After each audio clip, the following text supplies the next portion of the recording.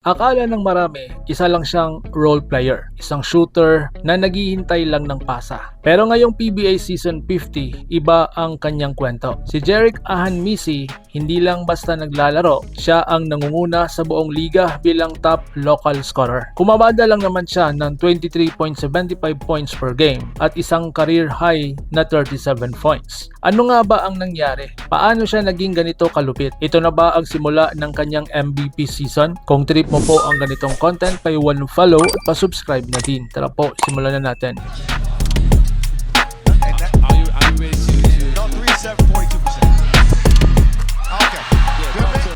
Mga sports, balikan natin. Noong nasa Magnolia pa si Jerick Ahanmisi, isa siyang solid na shooter. Oo, pero hindi siya ang main option. Hindi siya ang go-to guy. Pero nang mapunta siya sa Terra Firma Deep, doon nagsimula ang kanyang tunay na transformation. To the boards on both ends. Terra Firma has done a great job defensively. So far, the only... Biglang nagbago ang kanyang role mula sa support player, naging pangunahin sandata. At hindi niya sinayang ang pagkakataon. Sa Commissioner's Cup, nag-average lang naman siya ng halos 23.75 points per game. 5 minutes remaining, and Misi with a jumper. Nice shot. At hindi lang basta puntos, quality scoring. May step back threes, may pull up jumpers at kaya niya ring gumawa ng sariling tira kahit may depensa. At ang pinakamatindi, career high points niya is 37 points laban sa Phoenix. Sa larong iyon, halos hindi mapigilan si Ahanmisi. Kahit anong depensa, may sagot siya at hindi lang scoring ang nagdagdag. Umaabot na rin siya ng halos 5 assists per game. Ibig sabihin, hindi lang siya scorer, isa na rin siyang playmaker. So ngayon ang kanyang all-star dominance sa Gilas 3v3 Impact. At kung akala nyo doon lang nagtatapos, nag-level up palalo si Jerick. Sa kanyang all-star weekend 2026, history po ang kanyang ginawa. Siya ang kauna-unahang player na nanalo sa dalawang skill events sa iisang gabi. 3-point shootout, obstacle challenge. Ibig sabihin, hindi lang siya shooter, kompleto ang kanyang skill set. At hindi lang sa PBA pati sa international stage, ramdam ang kanyang impact. Sa Gilas Pilipinas 3v3 Asia Cup sa Singapore,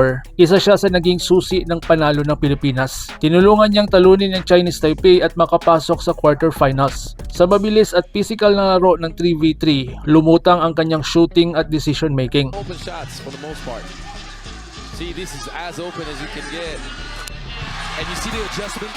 Patunay lang na ang laro ni Ahanmisi pang international level na. So ngayon, the Ahanmisi brother effect. At syempre hindi natin pwedeng kalimutan ang isa pang factor, ang kanyang kuya na si Maverick Ahanmisi. Sa kanilang pagsasama sa Terra Firma, makikita mo ang kanilang natural chemistry. Alam nila kung saan pupunta ang isa't isa, mabilis ang ball movement at mas fluid ang offense ng Deep. Para sa marami, ito na ang tinatawag na Ahanmisi era sa Terra Firma. Ngayon ang tanong, ito na nga ba ang breakout season ni Jerick Ahanmisi? At higit sa lahat, MVP contender na ba siya? O kailangan pa niyang dalhin ang Terra Firma hanggang finals para tuluyang makilala bilang isa sa pinakamahusay sa liga? Isa lang po ang sigurado mga ka-sports. Sa ngayon, isa na siya sa pinakamainit na manlalaro sa buong PBA. At kung magpapatuloy ito, baka hindi lang scoring title ang kanyang makuha, kundi MVP pa. Ikaw, anong masasabi mo? MVP na ba sa iyo si Ahanmisi o kulang pa? I-comment mo po sa baba ang iyong opinion at babasahin ko yan.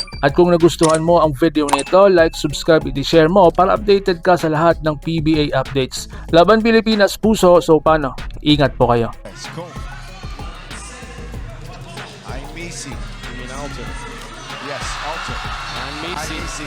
Mga ka-sports, kung hilig ninyong bumili ng mga Gilas jersey, Gilas accessories at mga gamit na pang basketball habang nanonood po kayo sa aking mga videos, kindly check this basket on this lower part ng ating video at magpa-pop up yung ating mga items sa gilid. Mga legit po yung mga items dyan and see to it po na makabili po kayo ahead of time kasi meron po yung mga discounts and mga promos depende po sa seller. And also, kunting suporta din as a content creator po. Salamat!